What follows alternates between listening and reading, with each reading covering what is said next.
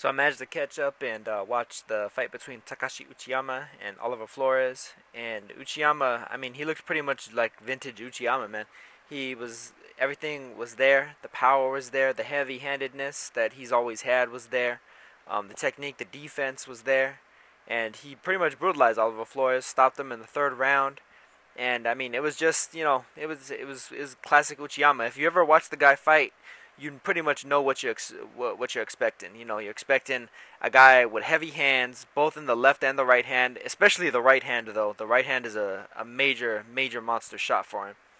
And but I mean, he's got power on both hands. He can hurt you with either hand, and that's pretty much what he did with Oliver Flores.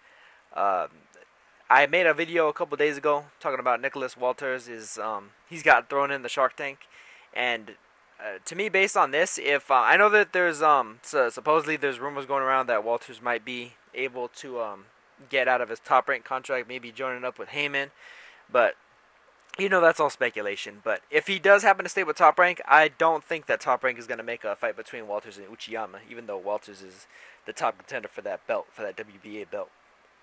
Because I think that's just too much risk for too little reward.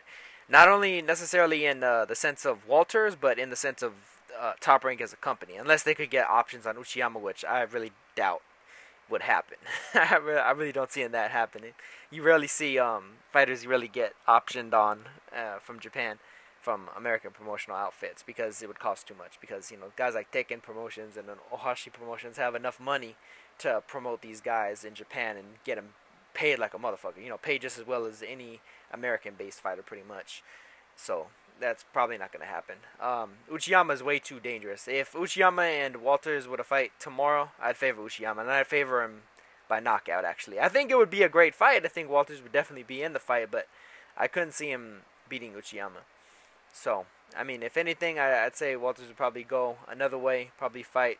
If he's still with Top Rank, they may try to quote-unquote feed him to Francisco Vargas to get it to, a possible cash out if he loses, but it's otherwise like pretty much a 50-50 fight. Although I'd favor Vargas in that fight. Close, but I would favor him because he's gone through a little bit more. He's gone through a little bit more at a higher level and at a higher weight class too. So there's that. But as far as Uchiyama goes, man, I'd love to see Francisco Vargas versus Takashi Uchiyama. That would be a fucking fight. I mean, because basically it would be the battle of the Miura beaters, the Miura killers, so to speak. Uchiyama knocked out Miura a couple years ago in a Fight of the Year candidate, and Vargas just knocked out Miura in probably what was 2015's Fight of the Year. In my opinion, anyway, it was the Fight of the Year. Because, I mean, nothing really matches the ebbs and flows of that fight. That was fantastic stuff. And I think we'd see more of the same and then some from Uchiyama versus Vargas, because Uchiyama is a little bit more complete technically than Miura, even if he doesn't necessarily have that same kind of one-hitter quitter that Miura has in that left hand. Like I'd say he has better power in both hands, more well-rounded fighter overall. So you definitely see some good skill switch-ups in a matchup between them two. I mean, you'd see it with Uchiyama versus Walters, Uchiyama versus anybody, man. Yeah, I really that people need to get this guy against the top opposition, because I mean he's over there knocking out ranked contender after rank. It kind of reminds me of Roy Jones back in the late '90s, where I mean he was crushing these guys and making them look like nobody, to quote him from that song. Y'all must have forgot. And I mean, these guys are good fighters, but Uchiyama's making them look like nobodies, and we need to see the best fight the best, man.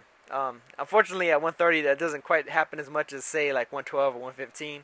But I mean, hopefully we can get these fights made and get Uchiyama some shine over here, because he definitely deserves it. And I mean, the fans really, most of all, deserve it. They deserve to be greeted with a fighter such as Uchiyama on their screens, more easily than going out and trying to search for a stream or find a YouTube video after the fact.